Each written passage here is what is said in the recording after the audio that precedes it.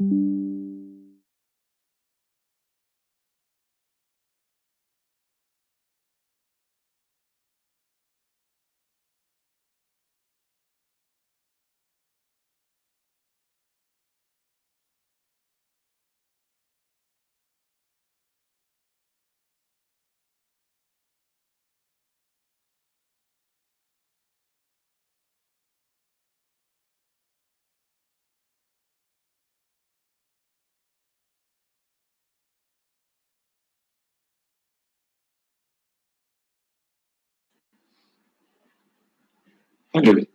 Hello.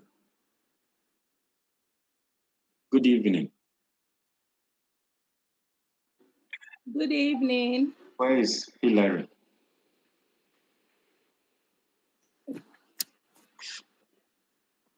Hillary, are you around?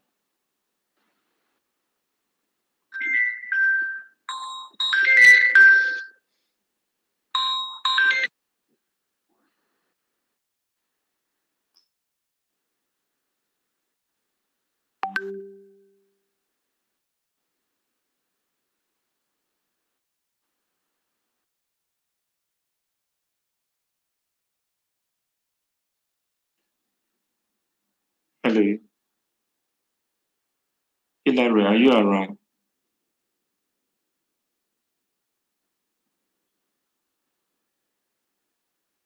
Brother, Hello. he's in. Oh, he's in. Hillary.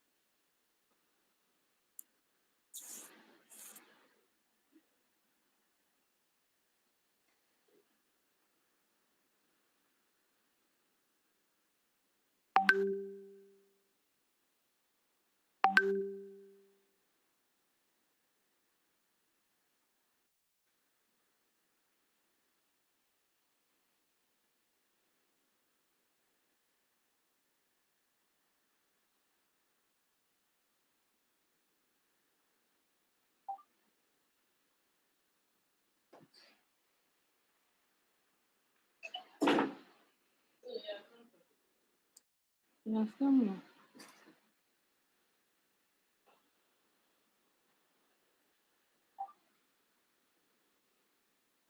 Hello. Hello. Hello, class.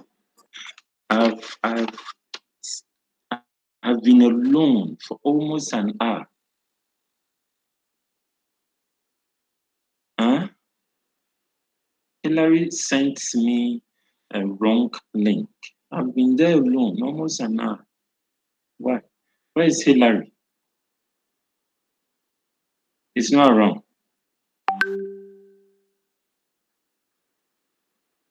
No, please. I think she's not online. It's Nana who called me and said that you are waiting for me. And I'm saying, no, the link that I was having, Hillary gave me, I'm alone over there.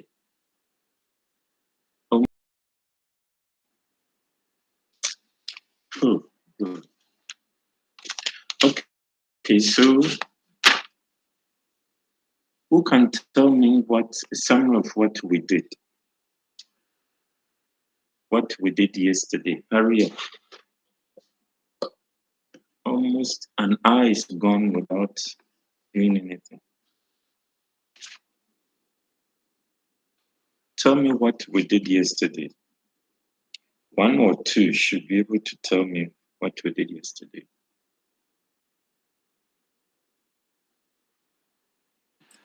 So please, yesterday we did the intrinsic and we did the intrarenal causes of AKI and the postrenal causes. And we also did some general clinical manifestations of AKI. And he also took us through some investigations to do and urinalysis. So please, that's a brief summary of what we did. I want specifics, what you learn. What we learn, you learn from what we did yesterday. Okay, so please, what you learned from the investigations, you said we can check for the levels of urea and creatinine. So if after checking the levels are high, we hydrate the patient. So if after hydrating and we still go and check for the levels of urea and creatinine and they are still high, it means AKI is present in the it means the patient has AKI. Or we can also check for the blood urea nitrogen levels, the ratio of blood urea nitrogen Is to creatinine. is it renal impairment or AKI? AKI. Is it renal impairment or AKI?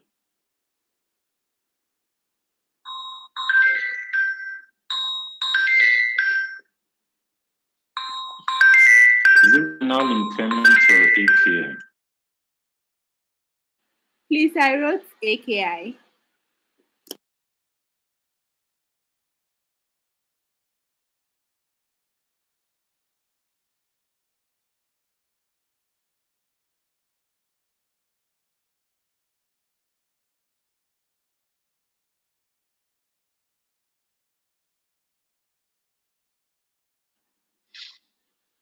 Hello.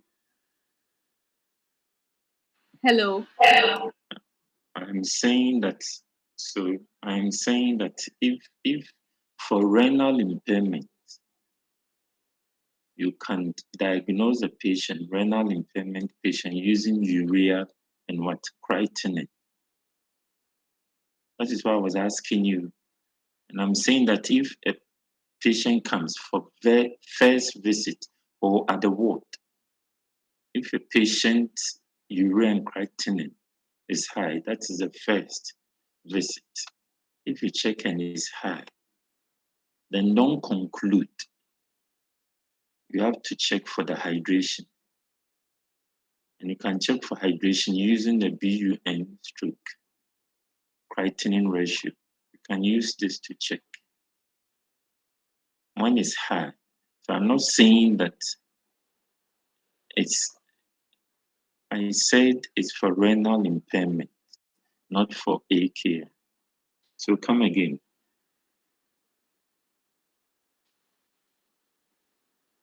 Please, do you get me?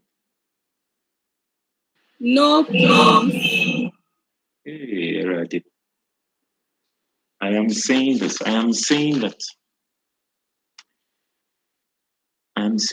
Please. This is what I'm saying. What I'm saying is that if a patient comes for first visit or patient at the ward, if the patient is not a known CKD patient and you check and urea and creatinine, these two parameters are high, don't conclude. Check for hydration. And you can check for hydration using what? Using the BUN the ratio of VN to the creatinine. When this ratio is high, it's above the upper limit, and it's indicative of dehydration. And you can hydrate the patient, but most of the labs will not do that ratio.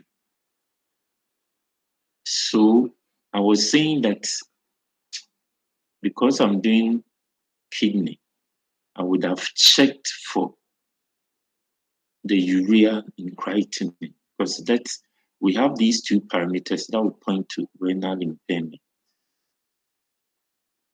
But I want to add other stuff to it, because other parameters could also point to kidney and its surroundings, like the ureters, the bladder, and co. You can get UTI, because these things can, when the patient comes for first visit, or if the patient is not a known CKD patient or renally impaired patient, then if you see high of urea, high of creatinine, don't conclude that the patient is having what? Renal impairment. Is it clear? Or still you don't understand? Please, it's clear.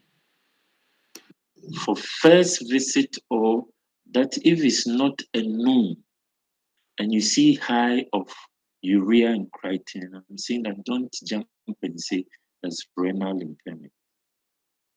You check for hydration status. When you check and the patient is dehydrated, you would first hydrate and you do a recheck. When you do the recheck and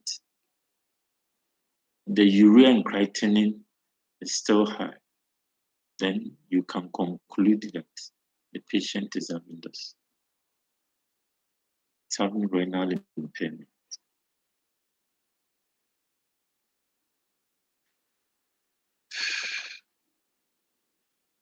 Is it clear? Yes. I'm asking these questions for a purpose. I'm asking what you learned, and it will bring the things that you are writing, you are putting down.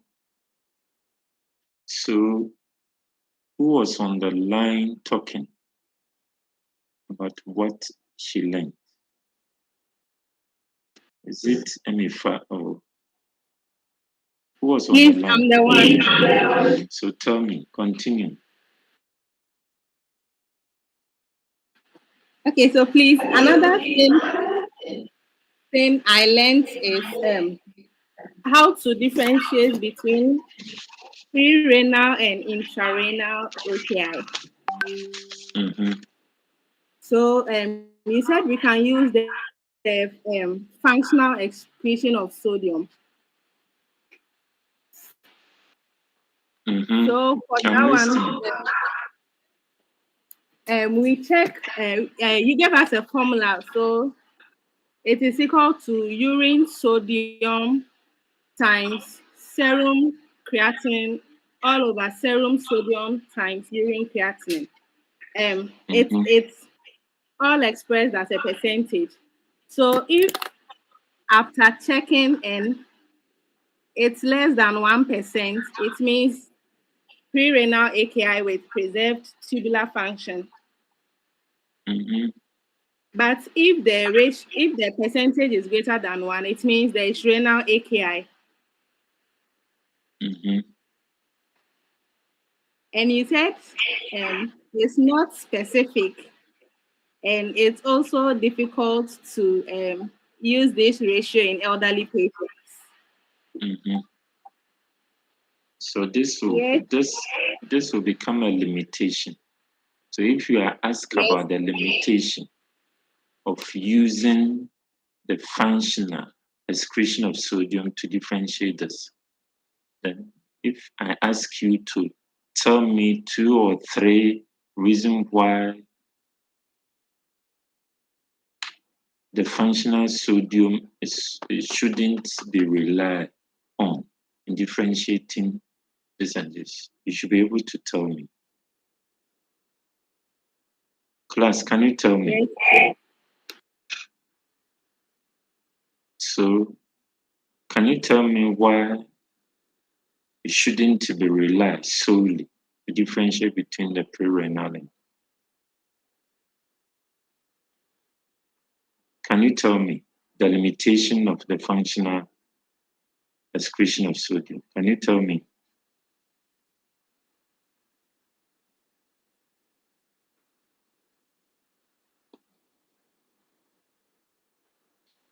Please, can you tell me the limitation?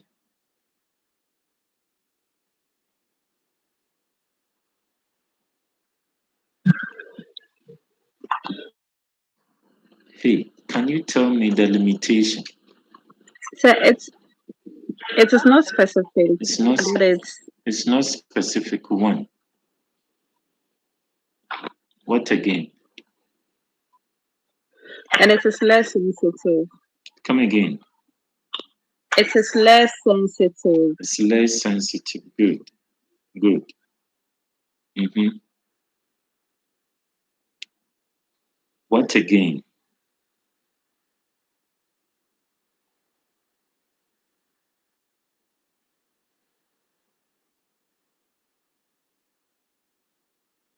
What again?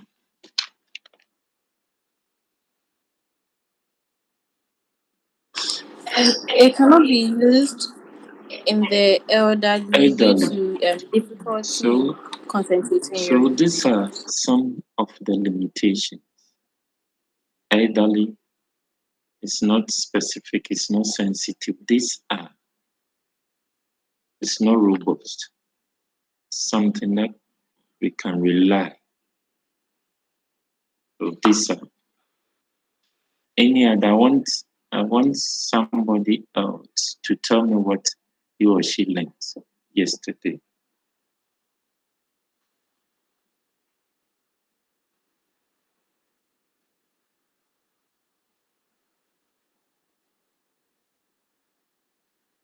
One person, hurry up, then we start.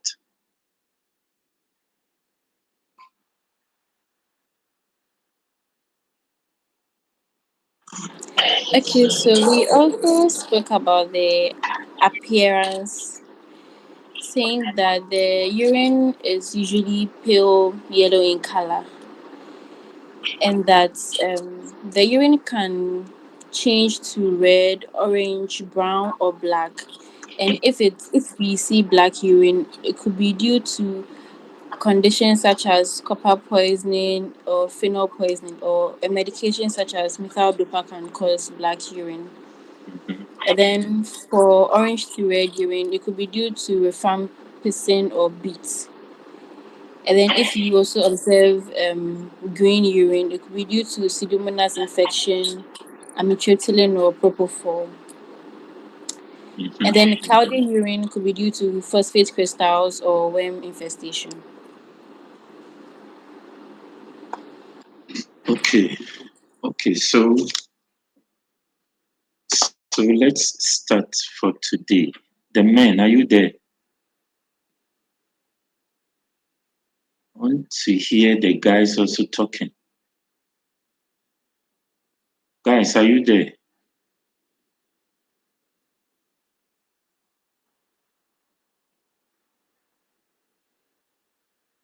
Guys, are you there? The ladies are only talking. Yeah, you are there. So one of you should share with me what I want to pick. I want just to do one thing, then I'll move on to the heart feeling. So hurry up, tell me.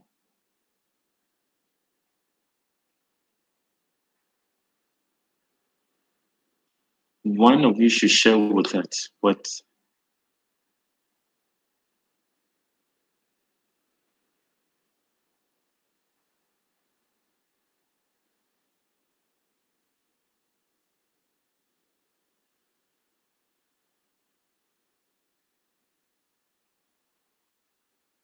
I'm waiting on, please.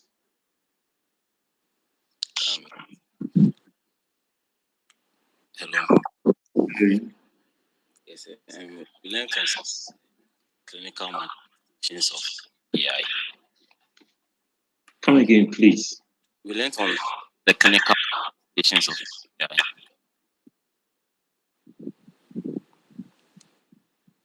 Hello. I'm listening. Yes, sir. Ivan, I'm listening. We got to realize that specific, and there were two branches how the clinical presentation may out. There could be volume depletion or volume.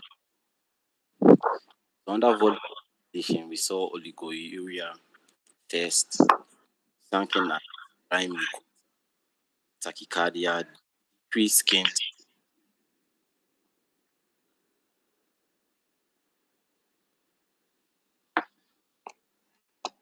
Ivan, are you there? Hold my mouth and decreased expression.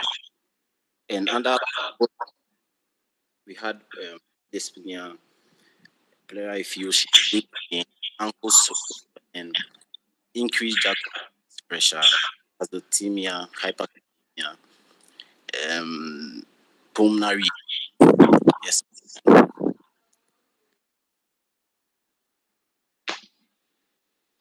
Okay, so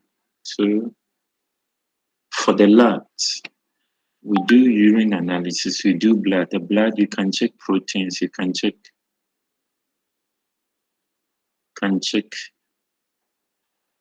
leukocytes.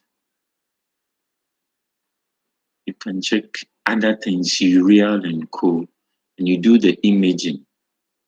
And these are all important. The microscopy, you do microscopy, you do urine analysis, you do microscopy, and you do the imaging. Yesterday, I told you these 3 areas. Microscopy, that will also check for red blood cells, check for crystals, check for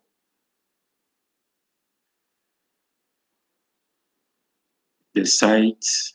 Microscopy can depict the size of the red blood cells. So these are all things that you can see microscopically.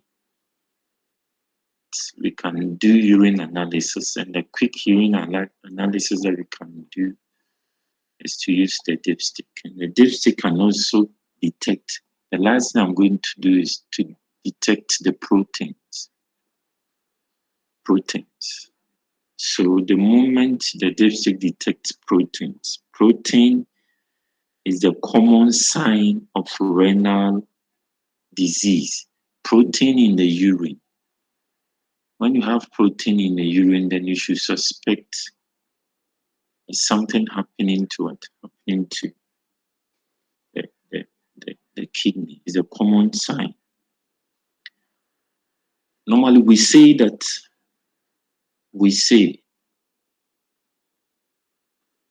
protein shouldn't be seen in the urine. But listen, there are certain proteins which are normal. Certain proteins are normal, can be seen normal. That is, those who are not the small molecule proteins could be seen. Large ones will not be seen. Large ones like albumin shouldn't be seen in the urine. Large ones. But these, even the large ones like albumin, we have certain amount. It's not total that you can't see the large ones at all, like albumin at all. We have some certain amount, which when you see it, it's normal. But when you see the large ones, certain quantities of the large albumins, the large proteins like albumin, certain quantities. When you see certain quantities, then you should suspect a renal condition.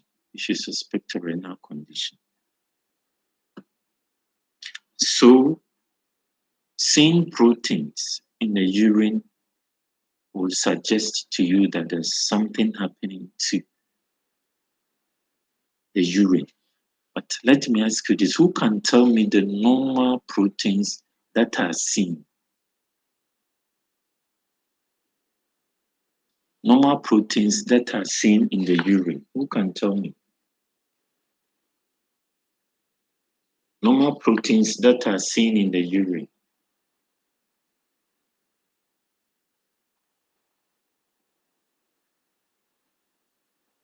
Normal proteins that are seen in the urine.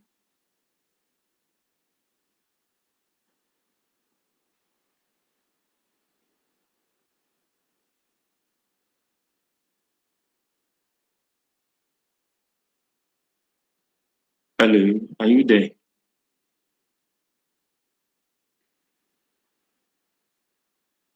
Yes, please, we are here. So tell me, who can tell me normal proteins that are seen in the urine?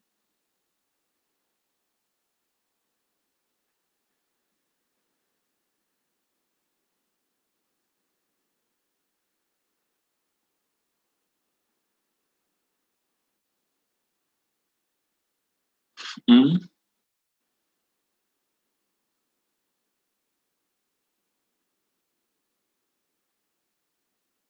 Hey, so if I bring this as MCQ, yesterday I gave you assignment. If I bring this as MCQ, it will be a problem.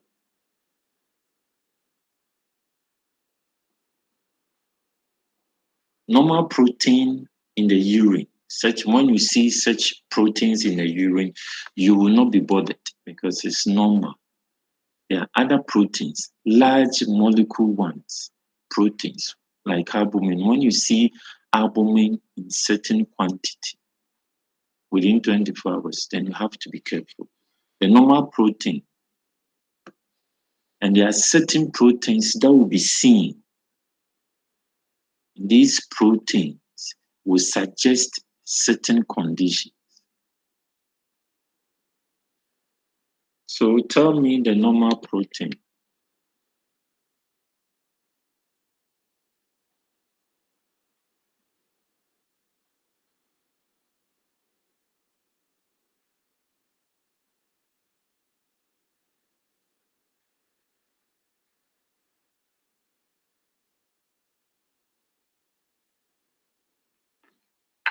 Okay, so the normal protein, we call it Phosphorus protein.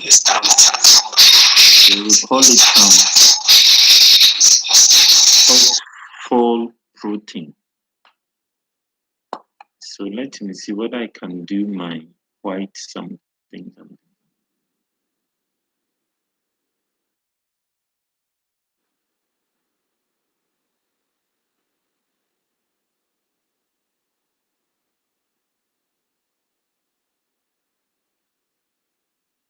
So it's called TAM, TAMM, phosphor proteins. Hello. Say please, I didn't hear the name of the normal proteins very well because your line was breaking. So please, can you see the board now? Yes, please. Can you see the board, class? Yes, please. Okay, so what I'm saying is that when you see proteins, listen, when you see proteins in the urine, it's a common sign of renal disease. It's a common sign of renal disease. But it's not all proteins. Some proteins are normal, and some proteins will just point to a specific condition. So normal proteins in the urine, so the name is TAM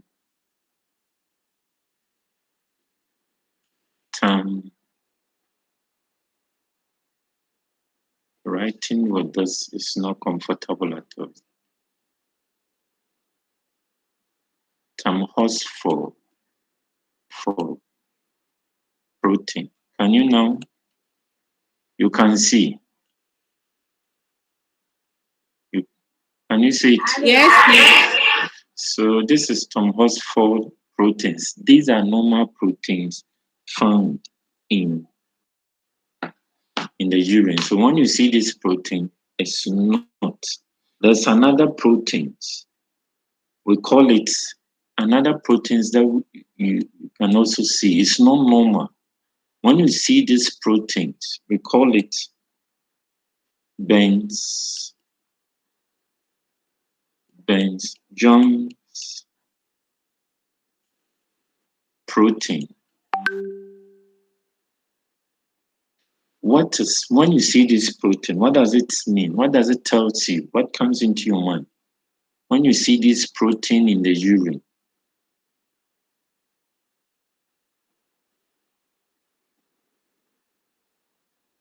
Jones-Benz protein. When you see this protein in the urine, what does it tell you?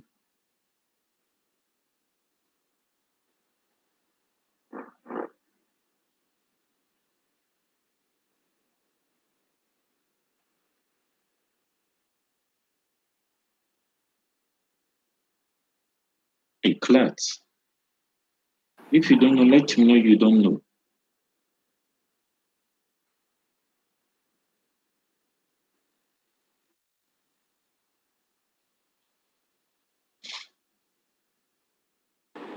Sir, please, multiple myeloma. So this is telling you that the patient is having what? Multiple myeloma. What is multiple myeloma? What is myeloma? So these are small things that you know about the labs. If I had done only the creatinine and the urea, you wouldn't have known this. Do you get me, class?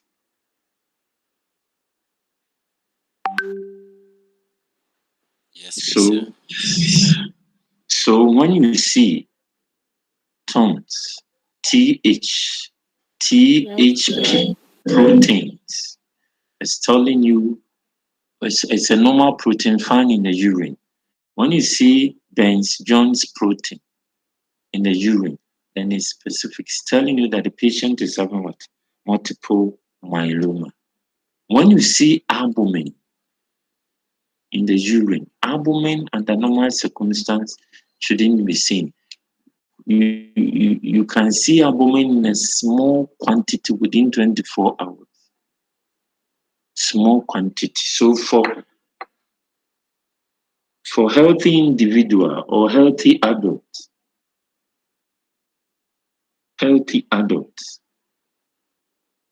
please, if you don't understand, let me know, because this is very, very important. Proteins in the urine, very important.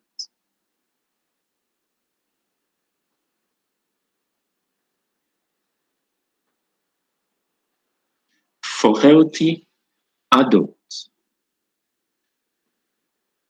within 24 hours, listen to me, for healthy adults, within 24 hours, you can detect or measure the albumin that will be in the urine. And it's always approximately 30. It's approximately 30 milligram. So for healthy individual, it's around this. And then another thing, I want to move from here to something. But before I do, I want to do microalbuminuria. What is microalbuminuria? But before I do microalbuminuria, listen. The normal individual should have this within 24 hours. Within 24 hours, or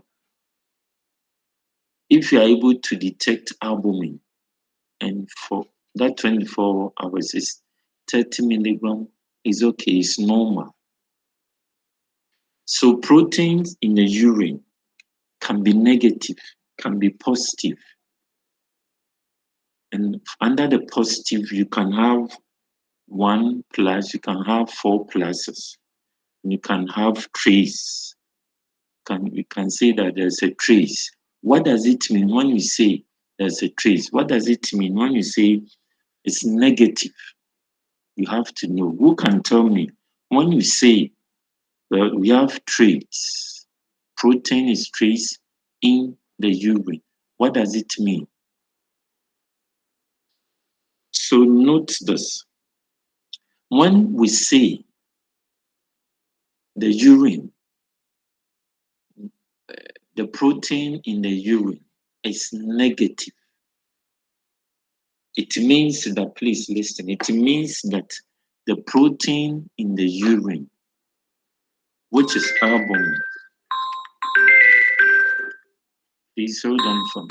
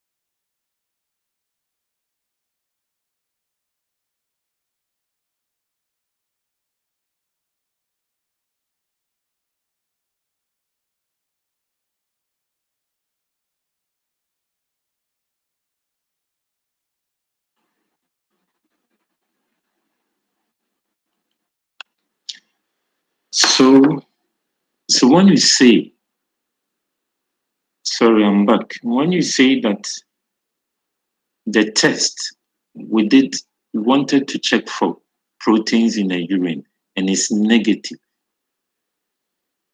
When you say it's negative, note these things down. It means that the amount of albumin in that urine is less than 10 milligram per deciliter.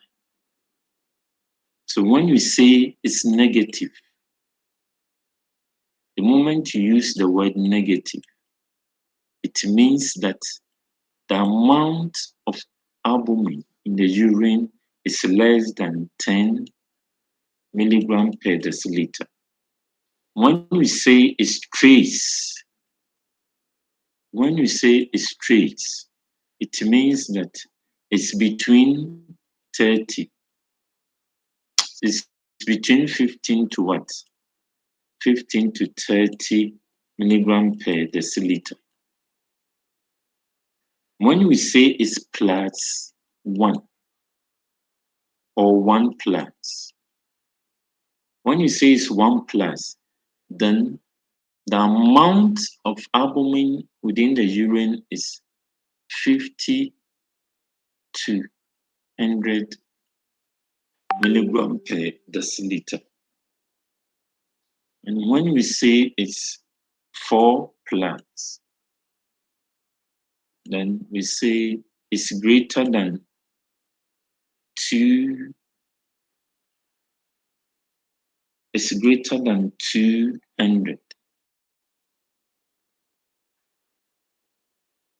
milligram per deciliter.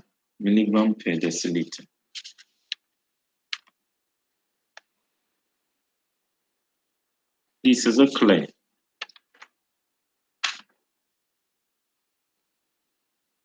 So is it clear? Yes, please. So I'm coming to a point. So I'm saying that the normal adult will discharge about 30 milligram of what? 30 milligram of albumin in the urine, that 24 hours. The normal individual.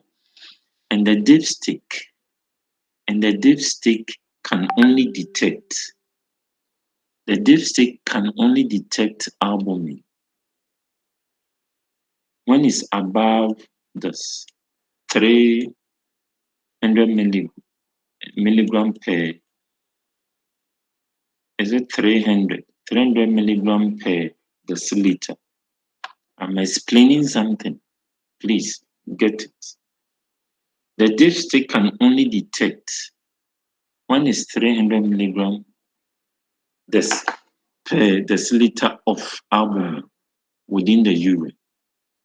The dipstick can only detect this. So for normal individual, listen, for normal individual, the protein, the albumin in the urine should be around 30 milligram. Please, this is very, very important. Then the dipstick can only detect this 300 milligram per deciliter of albumin and above for that 24-hour period. If you measure and it's 300 milligram per deciliter for a day for that 24 hours, the dipstick can only measure this and above. This and above. So when you talk about microalbuminuria, and which is also an indicator for a certain condition, when you say microalbuminuria means that when we have a figure in between 30 and 300, when you measure proteins and it's between these two values, 30 milligram and 300 milligram, we say that the patient has microalbuminuria. And microalbuminuria is an indicative, it's a predictor. It's a predictor for development of nephropathy only. For 24, if you measure for normal individual, if you measure, it will be 30 milligram per deciliter for that 24 hours. But the dipstick will only detect albumin when the amount or when the concentration is 300 milligram per deciliter and above. So for you to say that the patient is having microalbuminuria for 24 hours and a patient is having a value in between 30 milligram to 300 milligram per deciliter, if a patient is having a value, who have a value of say 35, say 50, say 100, when we have a value in between 30 and the 300 milligram per deciliter, then we say that the patient is having microalbuminuria, because the normal should be 30. So if at this point the dipstick cannot detect, this cannot detect when it's 30. So the dipstick can only detect when it's 300 and above. So if a patient is having in between this and this, we say that the patient is having what? Microalbuminuria. And microalbuminuria is an indicator. It tells you that the patient is developing a condition called nephropathy. Normally, this happens in diabetics. Diabetics will get microalbuminuria, and when a diabetic patient is getting microalbuminuria, it means you are getting what? Nephropathy. Is it clear?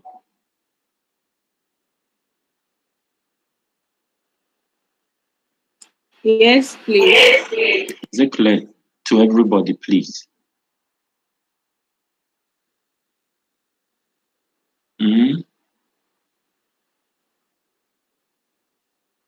Class, is it clear to everybody? I want you to understand and apply. Hello, sir. Come again. Hello, sir. Please, you said for the plus one. Come The again. plus one or please can you hear me now? I can hear you. please, earlier on you said class 1 is for when the levels of albumin is 50 milligram per deciliter and above. But I didn't hear what you said for class 4. So please, who heard me?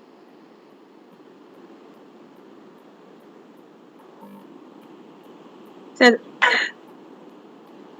the plus Did I? 4, you said it means that if the albumin is greater than 200 milligram per deciliter. Please change it. Change it to 2000 milligram per deciliter plus 4. 2000 milligram per deciliter. Change it to 2000 milligram per deciliter plus 4. So can I move on?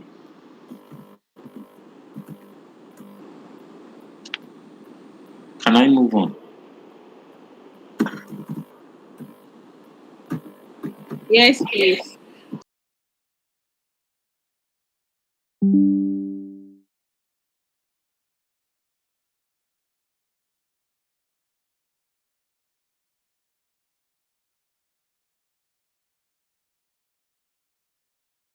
And for this ratio, one is between 2.5.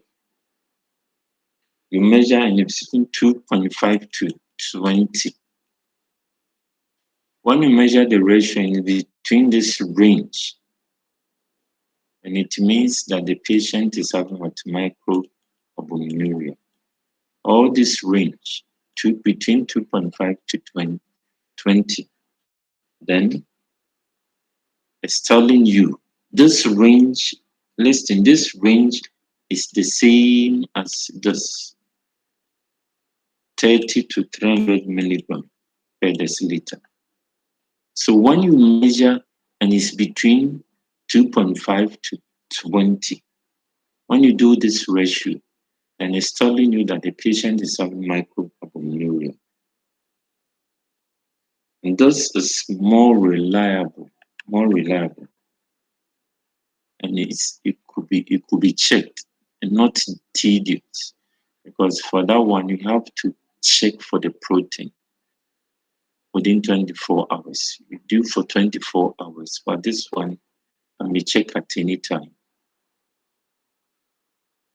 It's more reliable and convenient. This is more convenient. This ratio is more convenient because that one you would check for 24 hours. Thus, you will not be checking for 24 hours. You just check the albumin. You just check the creatinine level. And if the ratio is between 2.5 to 20, then it's telling you that you have what? Microalbuminuria. And when a patient comes with microalbuminuria, then you should suspect that something is happening to the kidney and it's causing leakage of what? Leakage of this large molecule of protein. So please, this is that. I've added some labs to it for you to know one or two labs. So I am done with the renal. Next time I would, or if you can do this for me, can you pick a renal case? The slides. Come again. So please, we haven't received the slides for the previous sessions. Who is talking? Vanessa. Vanessa, which school are you from? She's Legon. Legon. Can you ask the KNUST guys the way I lecture?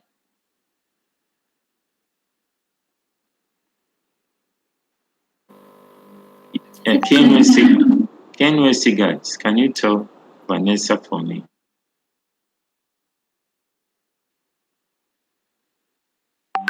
I don't Don't you have any KNUST guy? Sir, please, you don't use slides to lecture sometimes. I don't use If you slides. are here, Tell Vanessa for me why. That is why I try to take my time for you to write. You want me to increase my tempo, I will do that. But if you want the slides, I don't normally do slides because you will give your slides out. My slides, I take my time to prepare my slides. Normally, I will teach without slides. So I will see whether I can do some for you. Vanessa, Yes. I will try and see whether I can do one for you. Only Vanessa. Oh, sir. Oh, why, sir? So I'll try. I'm saying I'll try. Because next, the workload on me is too much. So I'll try. So let's quickly do heart failure. For heart failure, it's two words. It's heart and failure. So you have to know something about the heart. And when you know what is about the heart and it's failing, you know. So you should know the normal heart and how it functions, such that when it's failing, you know that no, this is not the way the heart is feeling. So these are things that I want you to know about the heart. About the heart. Let me use these terms. I'm asking you these terms. What is inotropic effect? What is ponotropic effect? And what is dromotropic effect? You know these terms. We have inotropic effect. We have chronotropic effect. And you have dromotropic effect.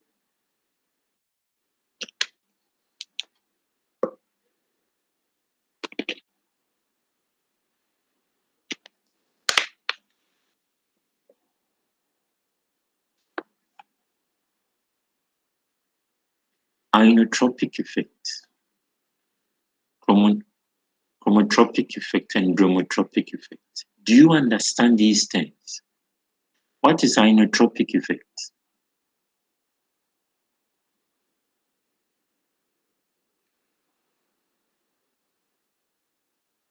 What is inotropic effect? Oh, already. Please, it has to do with the cardiac contractility. Do you know one thing I don't like about this class is that you don't like discussion. You when I ask question, it takes you years for you to, and at times you be checking. You are good in checking. Be checking. What is inotropic effect? Inotropic effect is what? Refers to the change in the contraction force of the heart. So inotropic effect deals with the contractility of the heart, the contractility. And heart failure deals with inotropic effect more. Heart failure deals with contractility. That is why I'm asking what is contractility. And for that contractility, you can have positive inotropic effect and you could have negative inotropic effect. So when you increase the contractility, you'll be getting positive inotropic effect. When you decrease the contractility, so you'll be having positive inotropic effect to give you that tachycardia, and negative could give you bradycardia. You are slowing down the contractility. So heart failure is more of negative inotropic effect because you slow down the contractility of the heart. So it's more of negative inotropic effect.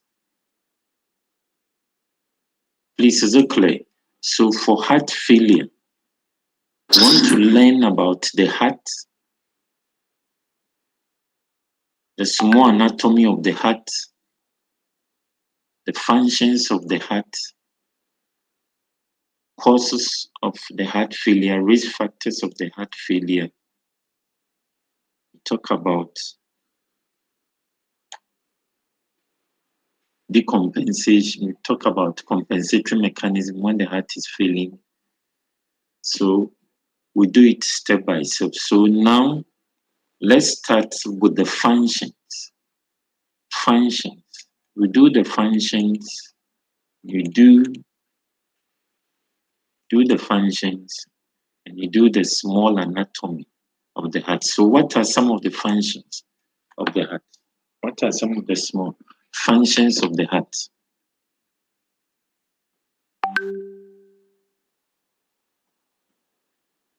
To pump blood. So one is the pumping.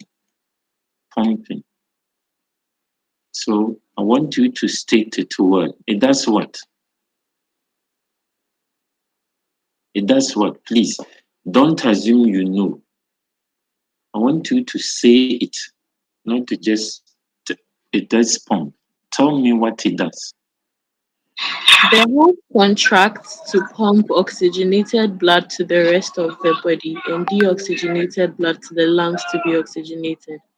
So it receives deoxygenated blood and pumps oxygenated blood,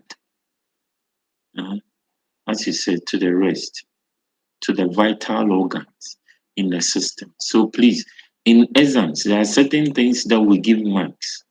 So don't assume it pumps blood. The first guy said it pumps blood. Now please, it pumps blood, but you should be specific. If somebody says it pumps oxygenated blood to the vital organs, then it's differentiating. So please, it receives deoxygenated blood from the body and it pumps oxygenated blood to the vital organs in the system. What again? One, what again about the functions of the heart? Hurry up.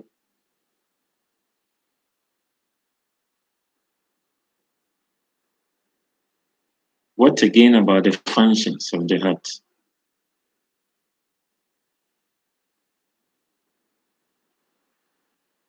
It helps excrete metabolic waste such as carbon dioxide from all the tissues in the body. So it takes the waste.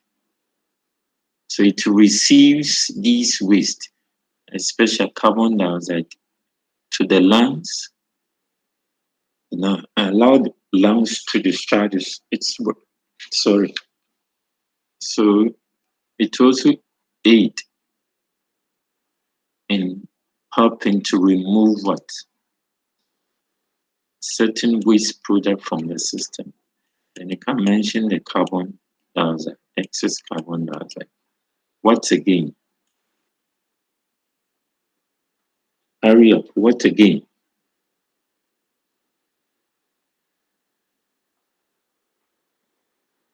Hurry up. What again? About the functions of the heart. It circulates hormones and essential substances to different parts of the body. Good. It ensures that hormones, enzymes, drugs, hormones, and co. So it takes this to the essential areas of the system. So it takes it pumps hormones, pumps medications. It does to the vital areas of the system. So hormones, enzymes, and other metabolic products to the vital areas of the system. What again? Hurry up. So a question can be asked.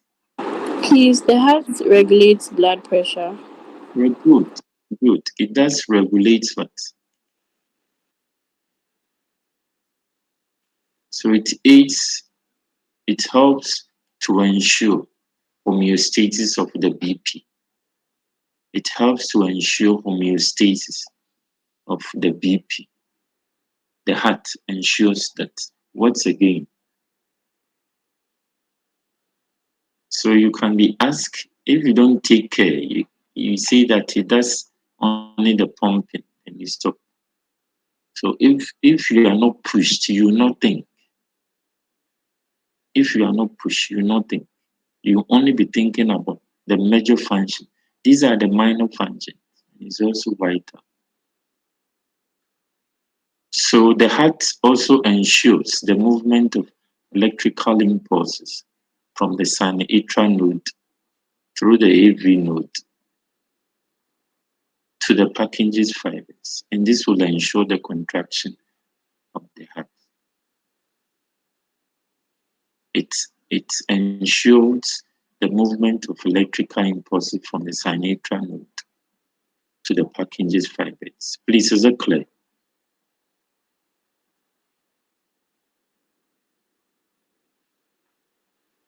Yes, Is it clear? So when you are doing arrhythmia, I'm told you know a lot about arrhythmia. Vanessa, is Vanessa around?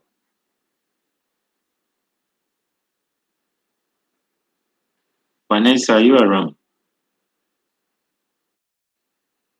Or you are asleep? So please, when I'm teaching, I try, because I don't give slides. I try to take my time such that you can write.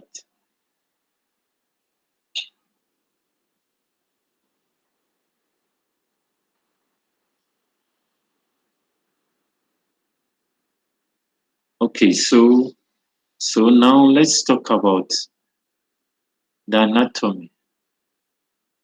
The anatomy, small anatomy of the heart in relation to heart failure. Small anatomy of the heart. So assuming we have the heart we said,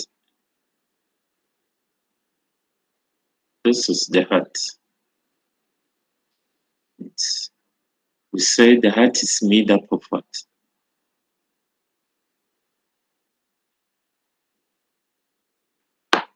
It's made up of 4 chambers.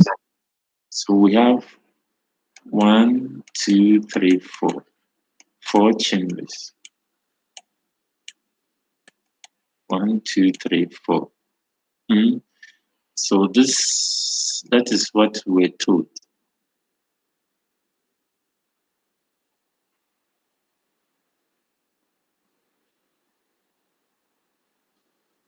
One, two, three, four. 3, 4, 4 chambers. And I'm making it 1, 2 such that, so the 1 and 2 chambers up there, we call the upper chambers what? We call the 2 chambers, 1 and 2 chambers, we call them what? Atria or auricle. So we call the 2 atria, and 1 is called what? Atrial. 1 is called atrium. So 3 and 4, we call 3 and 4 what? Ventricles. We call this ventricles. And what we should know is that the walls of the atria, this is atrial wall, the walls of atria are thin. And the walls of ventricles are thicker. The walls of this are thin. And the walls of ventricles are thicker. They are thicker because that's the pumping. They will pump blood from here to the lungs and from here to the general circulation. So they have thick what? Thick walls. This has thin walls. So we have this chamber 1 and chamber 3. We have chamber 1 and chamber 3. We have valves in between chamber 1 and 3. We have a valve in between chamber 2 and 4. What is the name of chamber? The valve between chamber 1 and 3. What is the name? And what is the name of valve between 2 and 4? And what is the general name for these two valves within this? So the first is, what is the general name for these two valves within these chambers? What is the general name?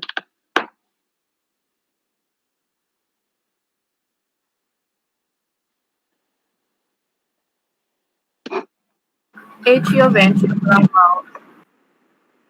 What is the general name for this?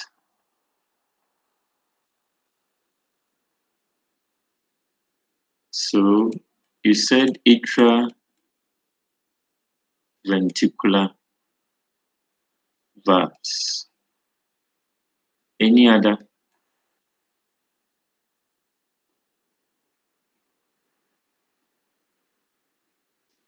So they can also be called by cockpit. It can also be called by cockpit. Sorry. It can also be called cockpit. General name for these valves can also be called cockpit. Cockpit. General name for this can also be called cockpit. Please, you understand? We have these valves, and the general name for this valve will be called cockpit. And therefore, if I narrow it down, what is the name of the chamber between 1 and 3? What is the name between these two, the chamber between this and this? So this side is right atrium. This side is left atrium. This side is right ventricle. This side is left ventricle. What is the chamber between the RA and RV? So we have the bi. And another name for bi is what?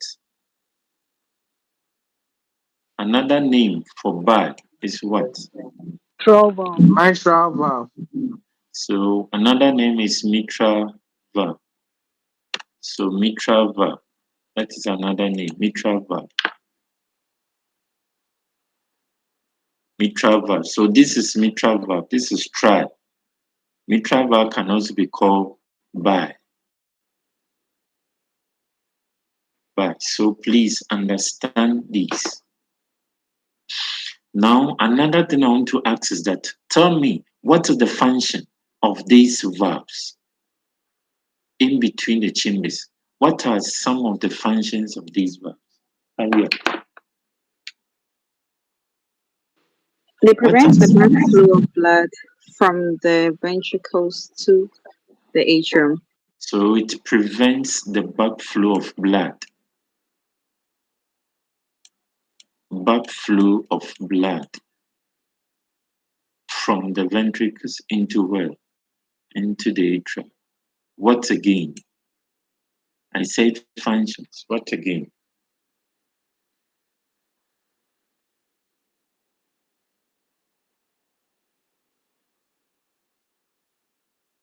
What again? What again? What again?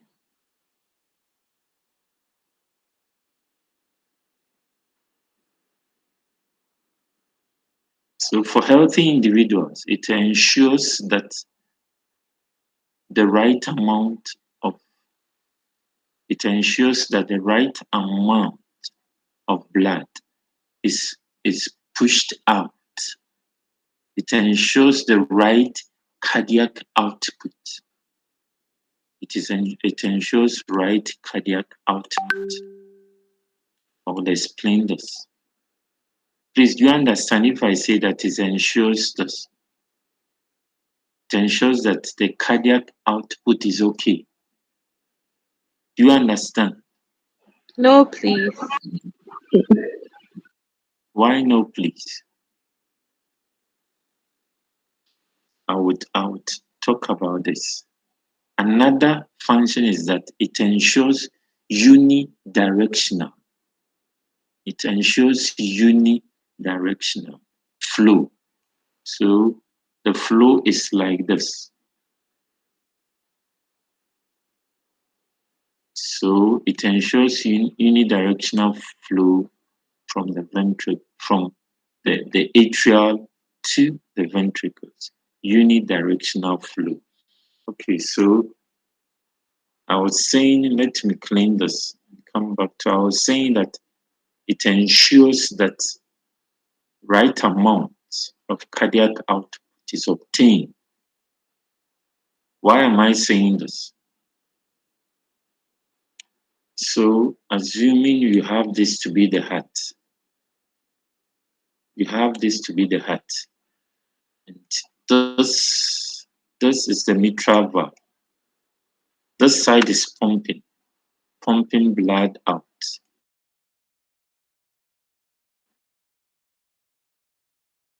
Rather, are you valvular problem here? What will happen is that if this blood will get back into where? Get back into the atrium or the atrium. Please, do you get me?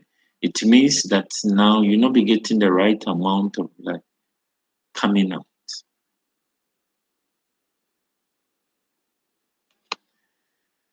Is it clear? If you have a problem about the occlusion, which is valvular stenosis or valvular defect, and there's a backflow, if this side is pumping blood,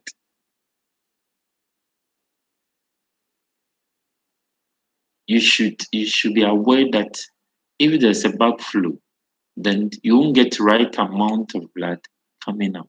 Or some will get back to where? Get back to the atrium. Please, is it clear? Yes. So if I say it ensures the right amount of blood gets to the vital organs, do you appreciate that?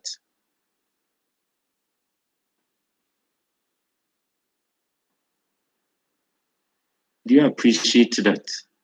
Yes, please. So let me continue.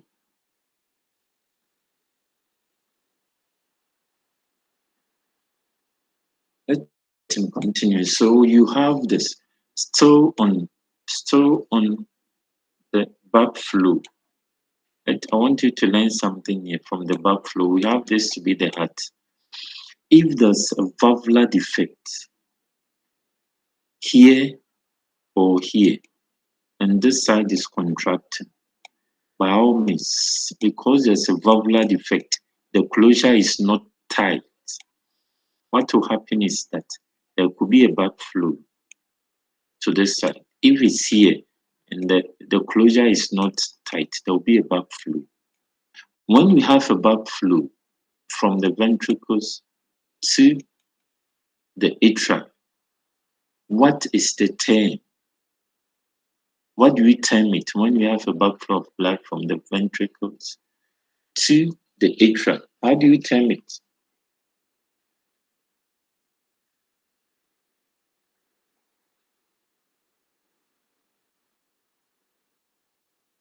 How do you term it? At the ward, the doctors will be mentioning A, B, C, D. How do you term it when there's a backflow of blood due to valvular defects or valvular stenosis? How do you term it? Valvular regurgitation. So we have what you call it what? Regurgitation. Regurgitation. So when a doctor is saying a patient is having regurgitation, it means that there's a backflow of blood from here to, or from here to here. There's a backflow, and it will produce a sound. All regurgitation will produce a sound. And who can tell me the sound that it will produce? Who can tell me the sound that it will produce?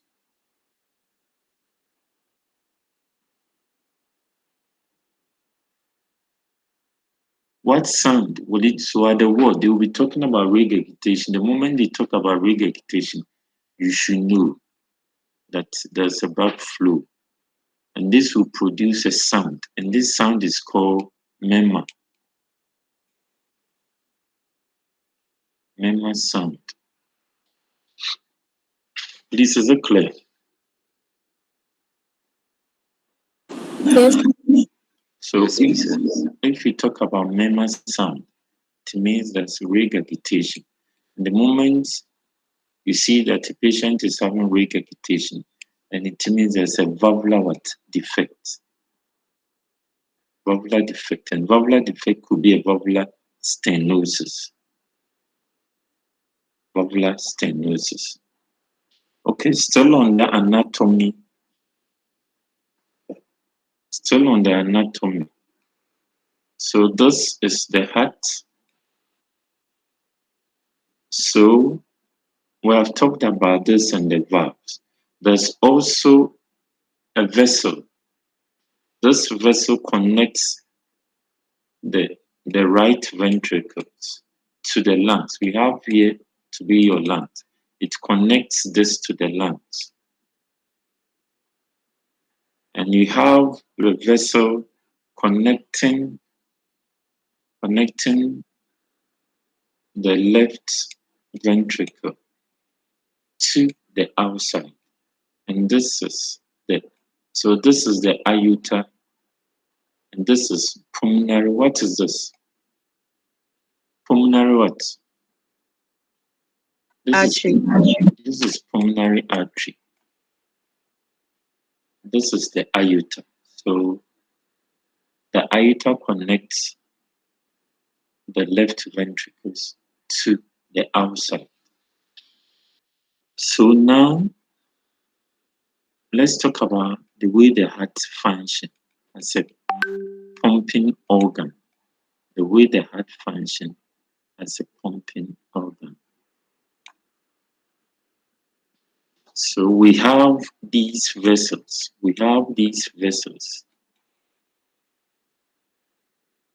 These vessels, one is from the down part of the system, the body, and one is from the top part, which is the head.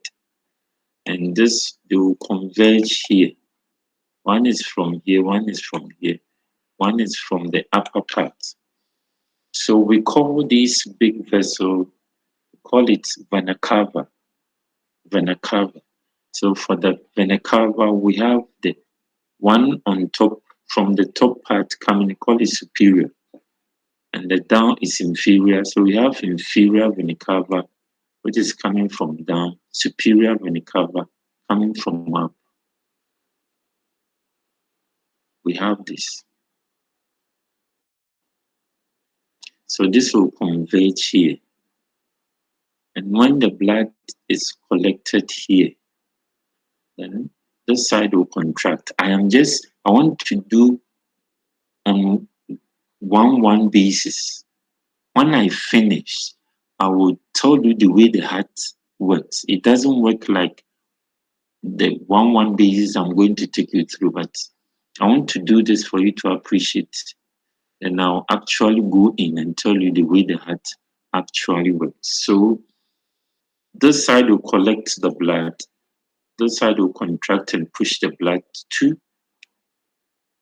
to the right ventricle. The right ventricle would also, as this is contracting, this side will be relaxing. When this is fully relaxed, it will push blood from here to the lungs. And there will be exchange of what? Exchange. So deoxygenated blood will now be converted to oxygenated blood. This oxygenated blood, there's also a vessel that connects the lung to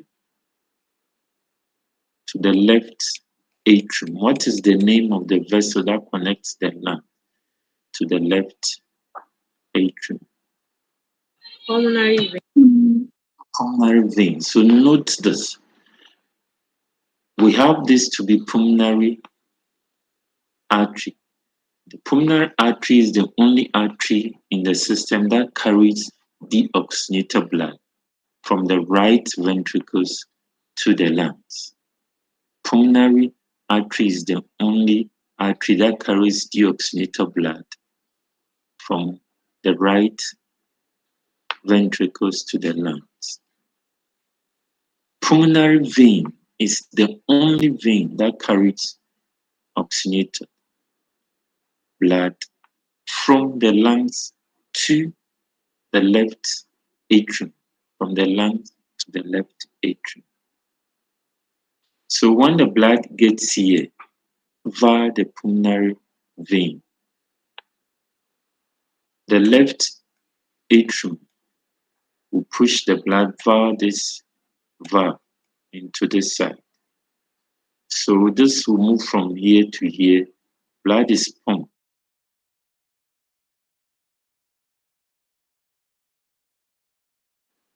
But this is not the way the heart works. Like these are through the single chamber. This is not the way the heart works. I'm going to tell you now the way the heart works. If you understand the single way that they act, I'm now going to tell you the heart works like if we have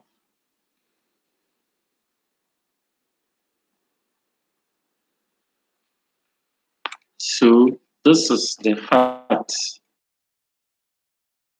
This is the heart. This is the atrial and the ventricles. This two the heart works. Two atrials will contract at the two same time. If they are contracting, they will work at the same time. The two down here, this is the way the heart works. The two down here, the ventricles, if they are contracting, they will contract at the same time. If they are relaxing, they will relax at the same time. This one up here, if they are contracting, they will contract at the same time. If they are relaxing, they will relax at the same time. So what happens is that if these two are relaxing, it means they will be receiving blood. So let him tell you, if these two, now answer me, if these two are relaxing at the same time, they'll be receiving blood, A and B.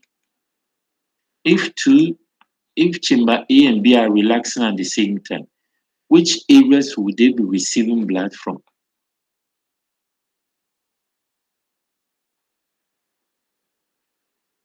Class.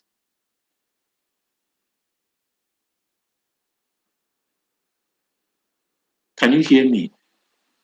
A will receive blood from the superior and inferior vena cava, and B will receive blood from the pulmonary vein. Good, good. So those two relax and receive blood from pulmonary vein here and from this vena cava. So after they have relaxed and gotten what we need,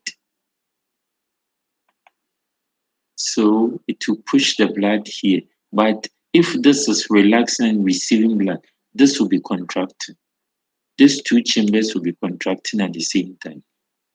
So when these finish contracting, then this will relax and be receiving blood from here.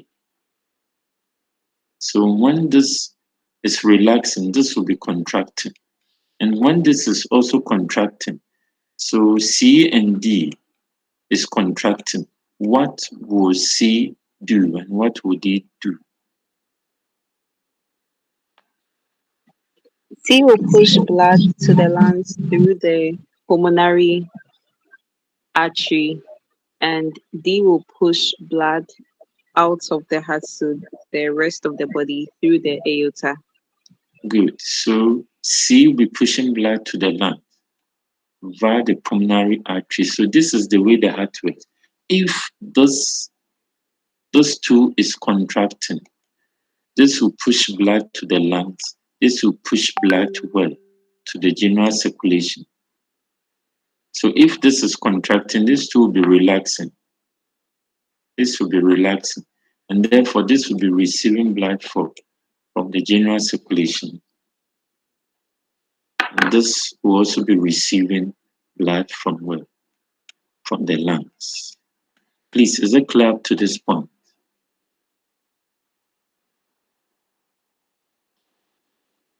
Any question up to this point? Mr. Peace, can you go over the ventricles a bit, sir?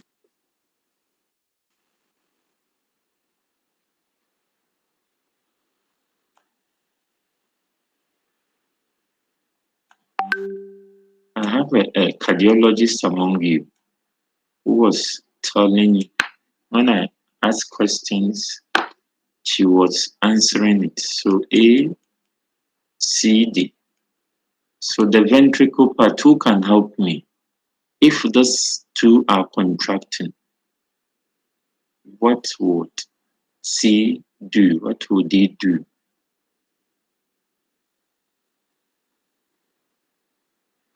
C will pump blood out to the lungs through the pulmonary artery, and D will pump blood out to the rest of the body through the aorta. Please, is it clear? Yes, please, sir. Very clear. So in pumping, these two will be pumping at the same time. So C will push blood to the lungs via the pulmonary artery. This is deoxygenated blood. So here will be deoxygenated blood received from here. Here will be oxygenated blood received from here. Lungs to B and to D.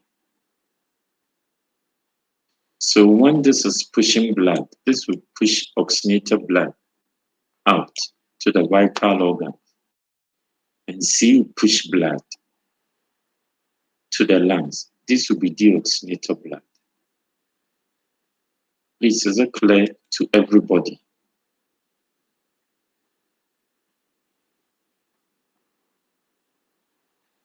Yes, please, sir. So when you talk about heart failure, now coming back to heart failure, when you talk about what is heart failure, who can tell me what is heart failure? You know what the heart does, and you say that the heart, that's basically the basic function of the heart is to pump blood to the vital organs. Pump blood. And this blood coming out will meet the metabolic needs of the system. So the heart will pump blood and the vital organs will be okay. If the vital organs are not receiving enough blood, we say that the heart is failing. So heart failure is when the heart, the cardiac output is not able to meet the metabolic needs of the system. And we say the heart is what? Is failing. Heart failure is when the heart is not able to meet the metabolic needs of the system. And this failure could be as a result of structural defects. There could be structural defects, and two, there could be functional functional defects. So this could be as a result of structural defects, and there could be as a result of functional defect. These two can cause reduction in cardiac output. And if there's reduction in cardiac output, the needs of the vital organs in the system will not be met. And when you are not meeting the needs of the system, we say that the heart is what? Is failing. Please, is it clear? Yes, please, sir. Is it clear? And therefore, I can define heart failure in the simplest way. If I don't have any definition, I can define heart failure in the simplest manner. Simplest manner, heart failure. Heart failure comes about as a result of failure over here. At the failure here and failure here. Because that's the pumping.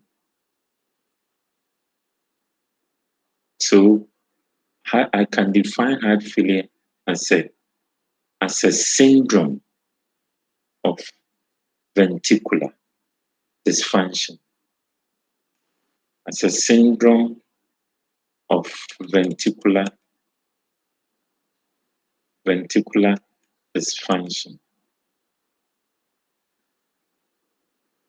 As a syndrome of ventricular dysfunction. That is heart failure. If I say syndrome of ventricular dysfunction, do you agree with me?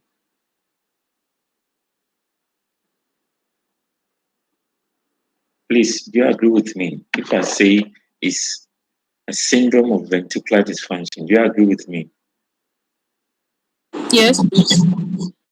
So if this side and this side is not functioning, this side and this side is not functioning, then at the end of the day, what will come out will not be able to meet the metabolic needs of the system. So we say that heart failure is a syndrome of ventricular dysfunction. That is the simplest definition for heart failure. So after finishing that, we can talk about the causes of heart failure. What are some of the causes of heart failure?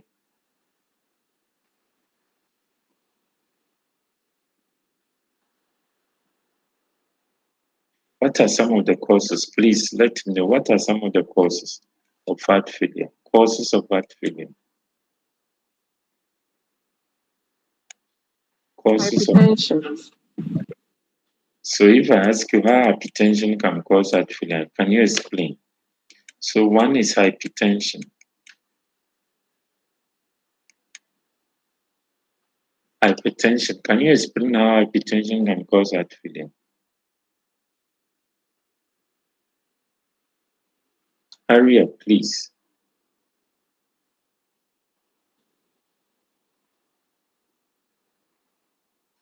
Can you?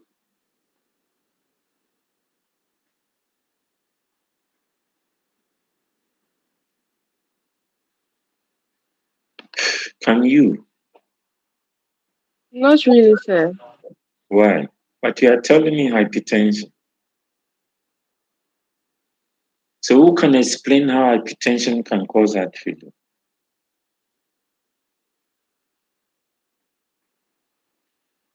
Cardiologist. Who can tell me? My cardiologist. Can you tell me? Okay. So let's list the causes, then I'll come back to it. Any other causes of heart failure? Severe anemia. Valvular stenosis. So valvular stenosis, or let me say valvular defects. Valvular defects. Somebody is saying anemia. Good. Anemia. Anemia. What again? Thyrotoxicosis. So hyperthyroidism. hyperthyroidism, what again? Obesity. Obesity. How will obesity cause heart failure? Obesity is a risk. Do you know what? You can tell me, but you cannot tell me how it does. How will obesity cause heart failure?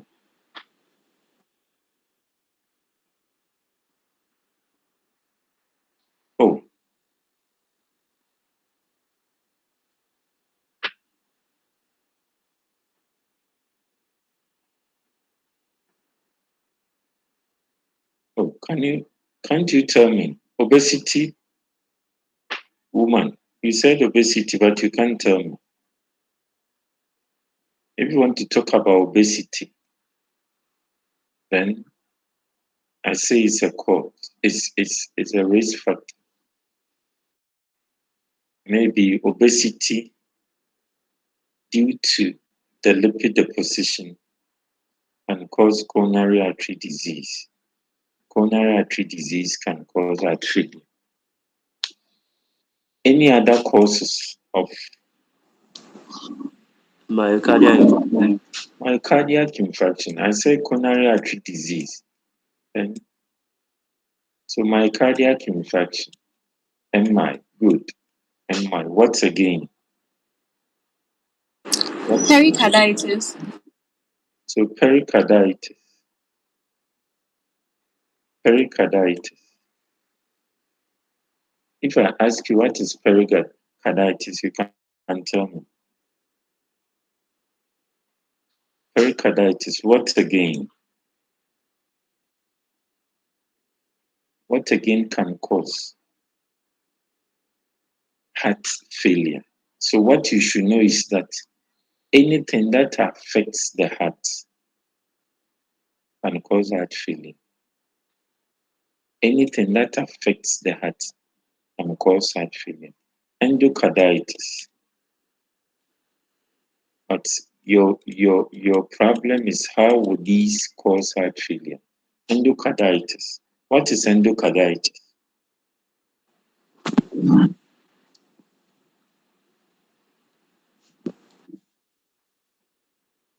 What is endocarditis? Inflammation of the inner chambers of the heart. Come again.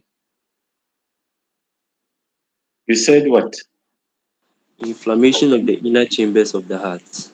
So this inflammation, endocarditis, one sensitive area that endocarditis can affect is where? One sensitive area is where? The valves. The valves. So you can develop valvular defects as a result of endocarditis, and that can trigger that. So you should know why hyperthyroidism, why, and this will stick. When you know why, it will stick. Hypertension. You cannot explain who can do hypertension for me, then I move on to other the risk. Yes. So with the hypertension, due to the increase in blood pressure, there's narrowing of the arteries. Hence, the blood is not able to flow freely to the other parts of the body. So therefore, it increases the workload of the heart over time, and that it leads to the enlargement of the left ventricle. So start again. And let me point out something that you normally do. So Start again. with hypertension, due to the persistent elevated blood pressure, there's narrowing of the artery. You start again. I want to correct you.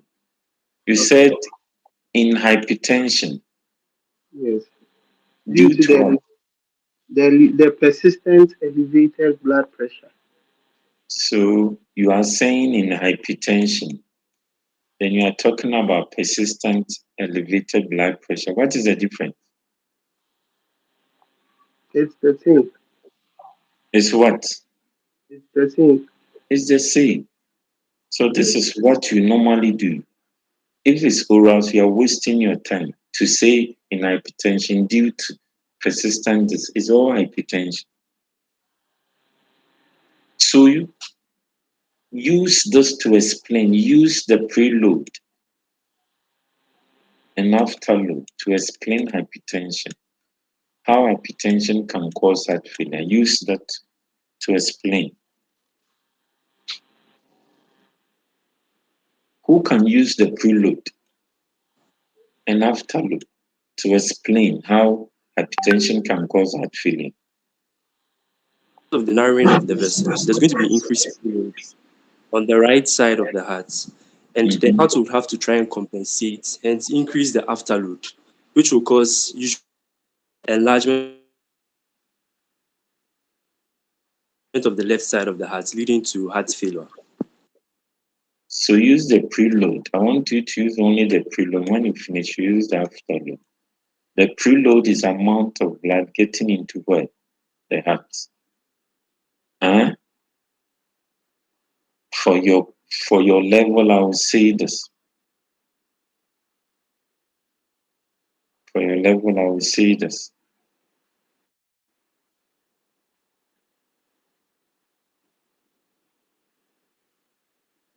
So use the preload to explain that. How hypertension. So high BP. There's going to be increase in vascular volume, which would also end up increasing the amount of blood going to the heart, hence increasing preload. Come again. You said what? When there's long-standing hypertension, there's going to be an increase in preload due to the narrowing of the lumen of the vasculature, and there's also going to be fluid reabsorption, leading to increase in the volume and the pressure of blood going to the heart. Hey, incredible. Simple explanation. Be careful about the way you explain things. What is happening is that preload. Now there's high BP. It means that pressure that the blood, the preload pressure would increase. The pressure that is carrying blood into the heart would increase. Therefore, it will put pressure here at the ventricles. If this side is receiving pressure above the normal pressure that it does, this side will readjust. Now there's more pressure getting into where? Getting into the ventricle. When this pressure is so high, this side will adjust to receive this. And this could lead to what? Could lead to remodeling or could lead to dilated. This side can dilate. Could lead to dilated what? Cardiomyopathy. This will dilate because of the pressure that is receiving. Please, do you get it? Now, the preload is amount of blood getting into the heart. The pressure that is coming is too high. And therefore, when it gets into this side would adjust. And this adjusting to this new pressure means that there's remodeling going on here. And when you have remodeling going on here, as a result of new pressure, it would affect the functionality here. This remodeling, this pressure can lead to dilated cardiomyopathy, dilated cardiomyopathy. Afterload is this. I'm saying at your level, I'm just saying simple. Preload is amount of blood getting into here, into the heart. But in actual fact, when you talk about preload is amount of blood getting into the heart, plus the tension that was set up within the ventricular wall. That is preload. The amount of blood getting here plus the tension that was set up within the ventricular wall. So if the pressure is too much, it will increase the tension setting up within the ventricular wall, and that would create the remodeling. Please, is that clear?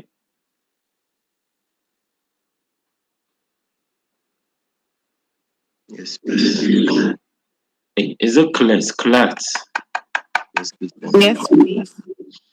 When you talk about afterload is amount of blood getting out of the heart. Afterload. Plus, normally at your level, I would say it's just the amount of blood getting out. That's the cardiac output.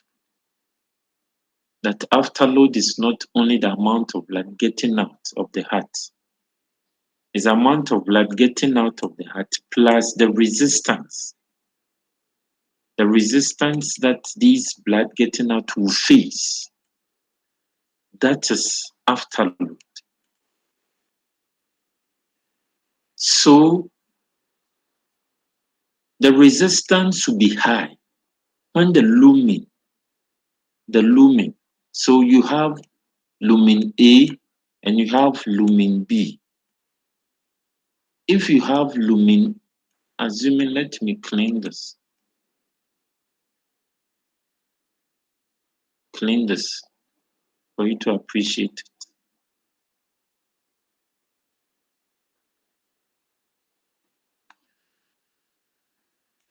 So when you have lumen A and lumen B, A and B, which of these would the heart face resistance in pushing blood out?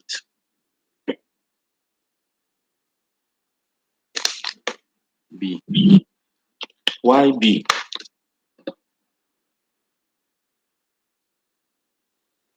Why B? Because it has a smaller circumference. It has a smaller lumen circumference. Good. You are right. It has a smaller lumen or circumference. So when you are talking, don't say circumference. You use the word lumen. A smaller lumen. And physics, we say pressure is equal to force over what? Over the area. So if the area is small, the pressure will be high. So if the area here is small, the pressure that will be down, the resistance that the heart will face will be what? Will be high. And therefore, for afterload to be high, it depends on what is coming out and the resistance that you face. Assuming what is coming out is constant and the lumen is small, what will happen is that this side has to push in more pressure. There should be an extra force. If the lumen is small for B, there should be an extra effort to push blood through the smaller lumen.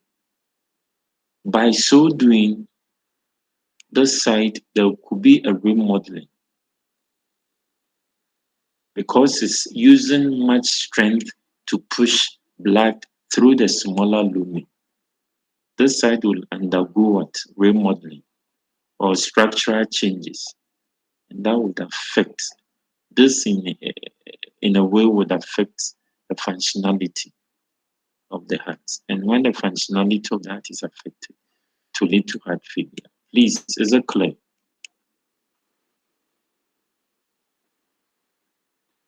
Is it clear? Yes, please. Yes, please, yeah. So, in a nutshell, hypertension can cause remodeling or structural changes. And these structural changes can affect the functionality of the heart. Then it will lead to what? Heart failure.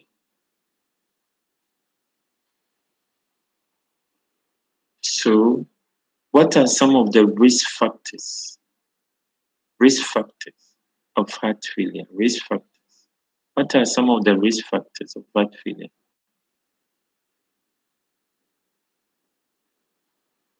What are some of the risk factors? Hurry up. Heart failure risk factors.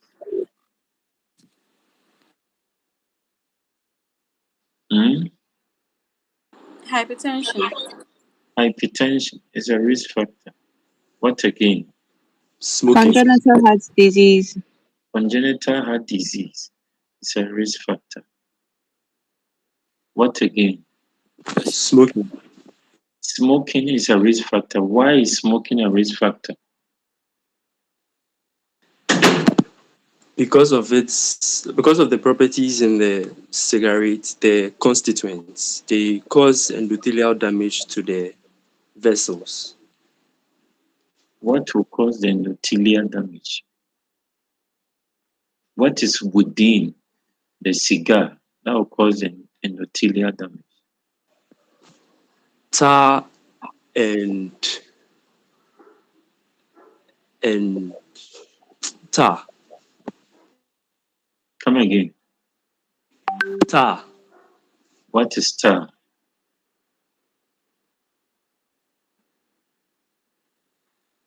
What is tar?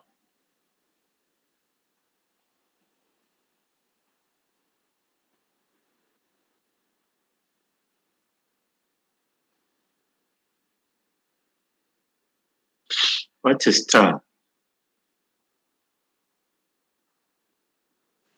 The binding constituent of the cigarette. What is within the cigarette that could damage? Who can tell me? Nicotine. So one is the nicotine. What would the nicotine do? It acts as a vasoconstrictor. So it's going to have a similar effect like what hypertension would do. Good. So the nicotine will constrict the vessels. That will set up high BP, morbid hypertension. This high BP can damage the endothelium. And this same high BP can damage the heart, can cause structural change. And again, these particles that we inhale could irritate the endothelium. So these particles within the smoke can cause the endothelium to compromise its activity, can change the endothelium, the inner lining. And when we have compromise of the inner lining of the endothelium, it can initiate this coronary artery disease. When the inner lining is compromised as a result of anything, could be as a smoke, particles within the endothelium will be compromised. And there could be initiation of atherogenesis. What again about the risk?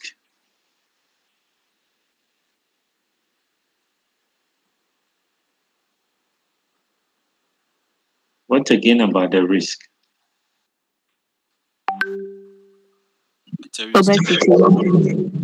Obesity. So obesity is a risk. What again? Atherosclerosis. Atherosclerosis. What again? So put these things down as a risk. What again about the risk factors?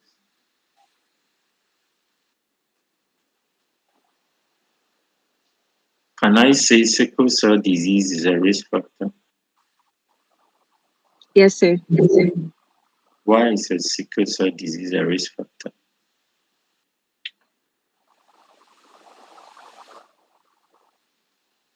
Why is sickle cell disease? So it's in relation to the vaso-occlusive crisis, which can lead to a blockade in the vessels and impede adequate blood flow out of the heart or through the heart.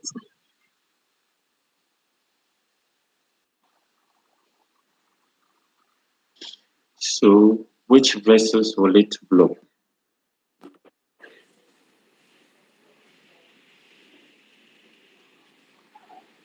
So it can block the major vessels like the aorta.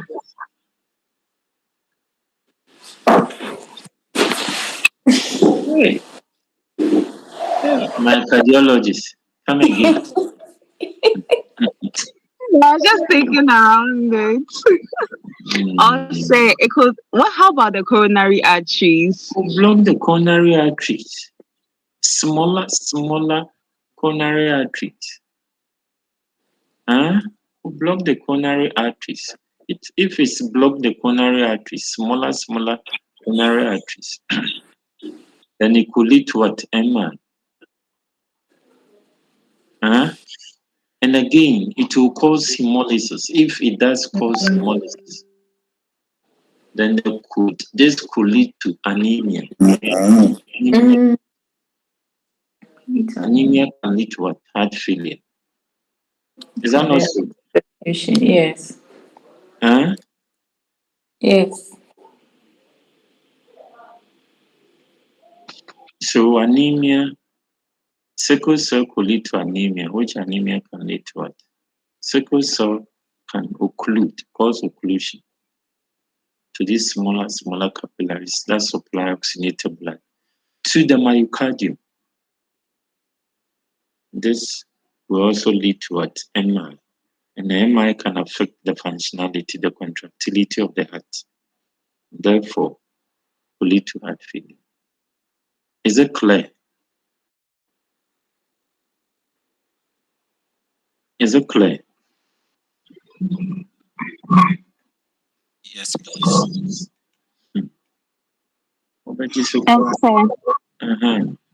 Please, I have a question with regards to the anemia. I just want you to clarify. So with the anemia, I was thinking that it would lead to the heart failure because there wouldn't be enough blood for the heart to pump. Is that like the correct mechanism? So I want you to answer it. So what is heart failure?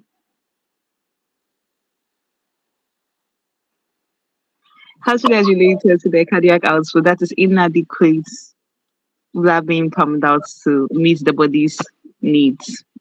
Mm-hmm. And so if you have anemia and the heart is not receiving enough blood and therefore it's not pumping enough to meet the metabolic needs of the system, it becomes what? So it becomes heart failure. Becomes what? Heart failure. The blood is not enough. It's not. So listen, let him take advantage and explain this to you. Heart failure. A patient can get heart failure as a result of structural damage. The structural damage. A patient can get heart failure, which will mean that, which could be, let him put it in this, that the heart is intact. This one, there's intact heart. This one, there's a structural damage. Heart failure can result from intact heart. Nothing is happening to the heart, but we are saying the heart what? The heart has failed. Let me use this to analogy to explain. Now you are in CPR. Are you in CPR? Yes, Yes, everybody in CPR. You came to first year, and your parents were giving you chop money. They were giving you 1 cedi as a chop money. Second year, they are giving you chop money 10 cedis a day. CPR, they are giving you chop money. Still 10 cedis a day. What is happening? What is happening?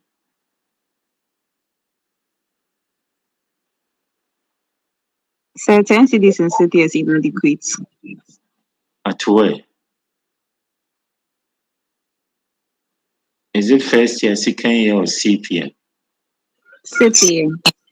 Why will not be adequate at CPM? Because you are doing your rotation, you pick car, you eat. So it means that something outside, which is the expenses, has increased.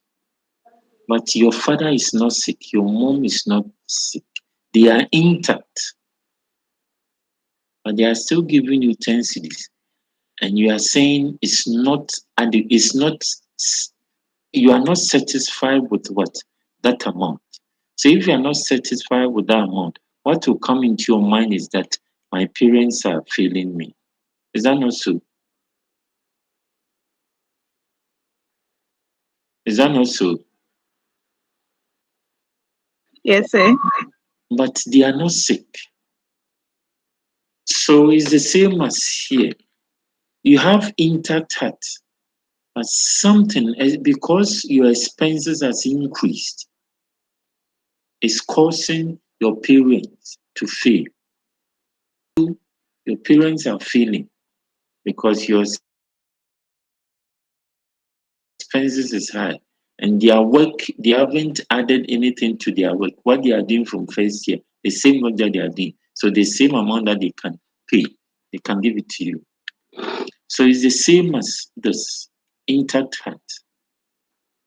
Intact heart, your heart will be okay, your parents will be okay. But because of the effect, problem around the heart can fail. So if the amount of blood in the system is low, what will get into the heart will also be low. And what the heart will pump will also be low. Is that clear? Yes, sir. Another condition that could also cause the heart to fail, intact heart to fail, is thyrotoxicosis, hyperthyroidism. The system has become hyperactive, demanding for more oxygen, demanding for more. When you have hyperthyroidism, your system increases, they will demand for more. And if they are demanding for more oxygen and the heart is not able to meet for that demand, now your expenses, because you're in CPR, your expenses is high. Because the patient has gotten hyperthyroidism, the system has become hyperactive, meaning the expenses has gone up. Therefore, if the heart is not able to meet these needs, the heart is intact. We still say that the heart is what? Is failing. Is that clear? So anemia and hyperthyroidism will lead to heart failure. If the heart is still intact, if there's no structural defect, it could still lead to what? Heart failure. Please, is it clear? Yes, sir. Last thing, then we call it a day. Last thing. Last thing. Let's talk about types. Types of heart failure, causes under each type, and the clinical. Okay, so let me do this before. Let me do this before I talk about. Let's do a general clinical manifestation. General clinical manifestation of the heart.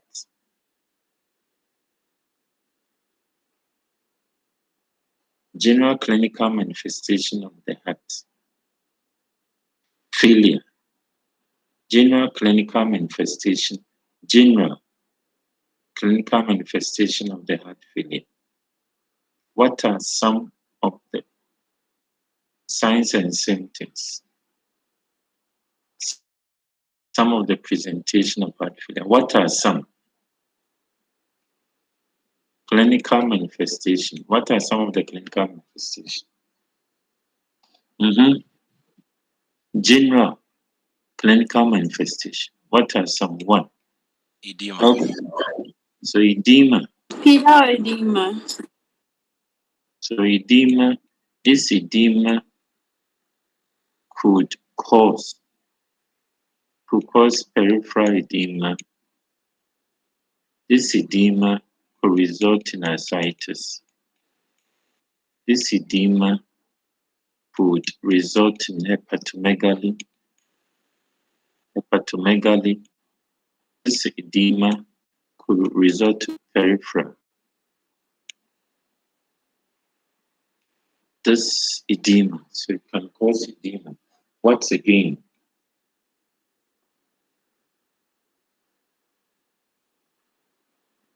What again?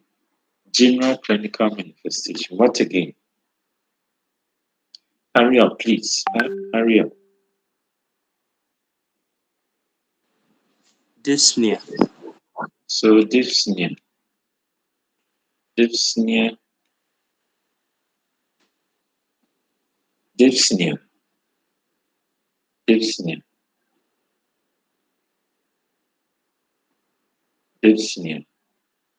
Difficulty in breathing. This could be as a result of what? As a result of the PE. Dyspnea. What again?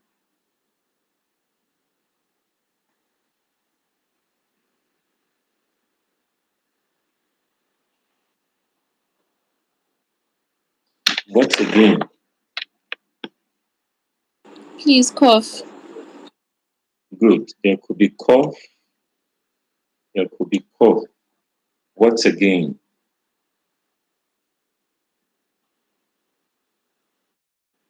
What again?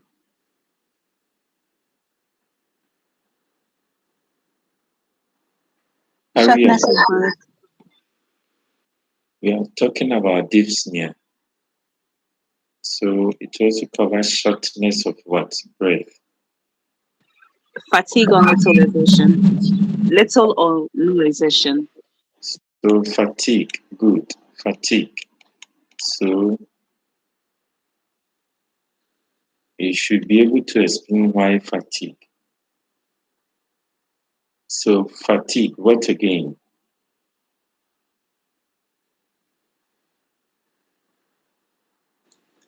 Jugular venous distension.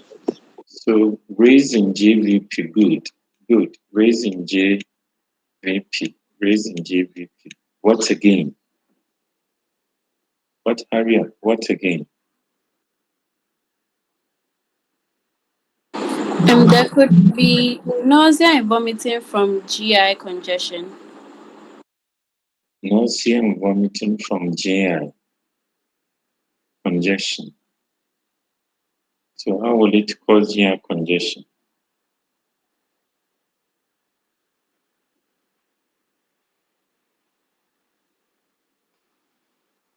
How will it cause GI congestion? My GI specialist. Please, edema in the GI. Edema in the GI. Okay. Edema can affect the GI. So edema can affect the GI.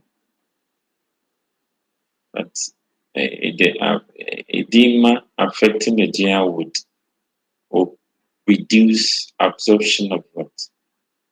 Absorption of medication.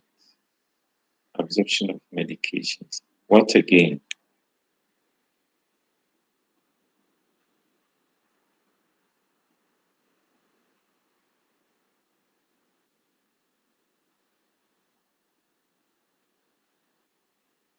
What again? Hurry up. What again? Reduced capillary refill time. Come again. Increased capillary refill time. Why would it increase the capillary flow time? You'll be telling me this, but when I ask, it becomes difficult. Due to the inability of the heart to properly disperse blood, the capillary refill time would be delayed.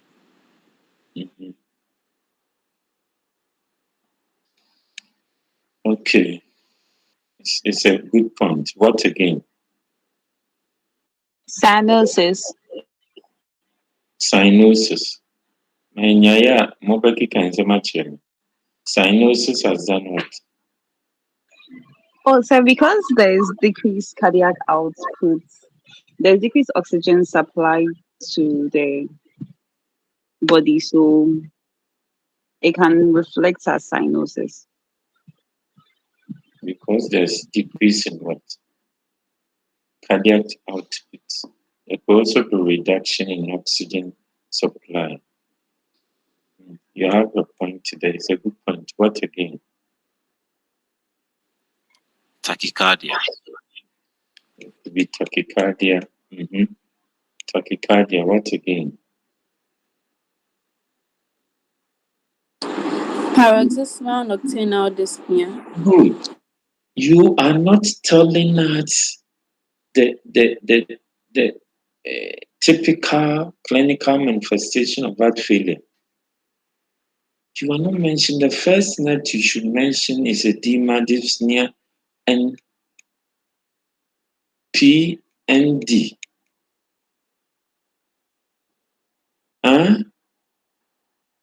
Paroxysmal nocturnal what? Dyspnea. You are not touching on these things.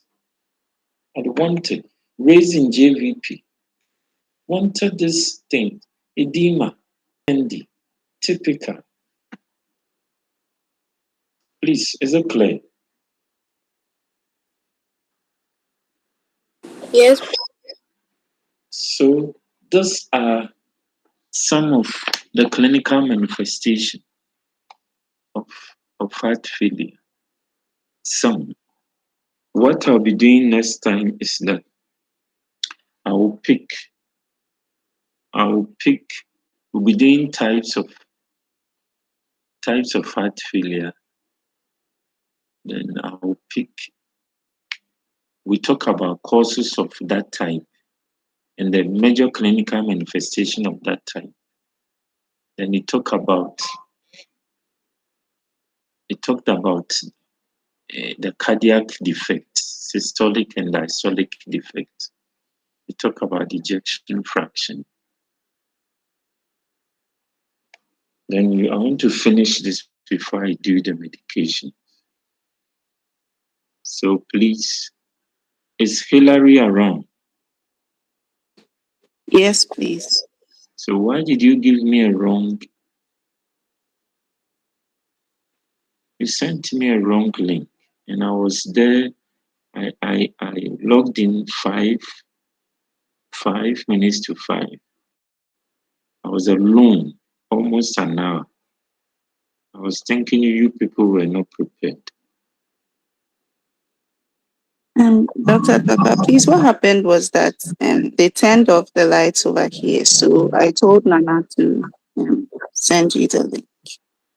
So Nana came back later and said that you gave me a wrong link. Okay, so we'll be meeting next week. Do you have a lecture tomorrow? Yes, please. With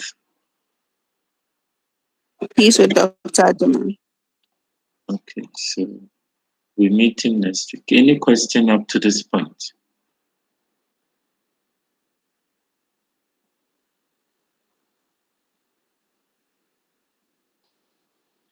Or I should stop the heart failure and do, because you know the heart failure, and do arrhythmia. No. Haven't you done heart failure? Class, haven't you done heart failure?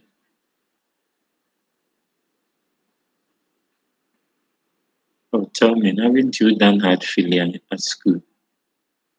Yes, we have. What is different now? It's been a while. But you have the news. Why can't you go and revise? Mhm. So your explanations makes it simplified. Which explanation? Mhm. Which You give explanation? us a broader understanding.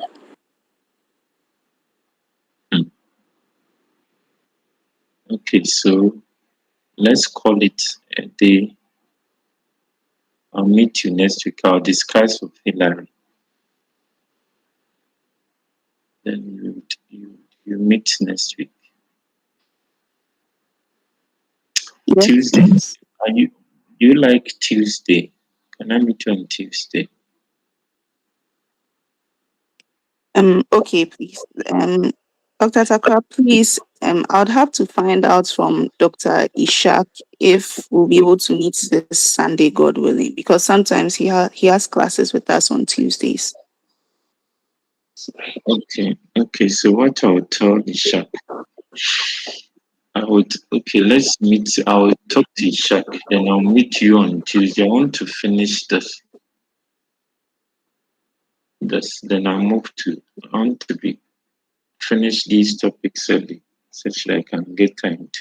I'll talk to Ishak. You have done so much with Ishak, or how many topics have you done with Ishak? Please, we've done 3. 3 topics. Wait, yes, please. We are almost through with the third one. Which is?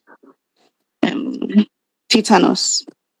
So how many? You have done tetanus, you have done Peripheral artery disease, and then venous thromboembolism. That is the 3. Yes, please. Okay. So on my second I have to be. So I'll tell the Ishak to take the Sunday. And I'll take the Tuesday. Mm-hmm. Yes, please. Okay. So I'll see you on Tuesday. I'll talk to, but still let's talk. Why? Yes, please.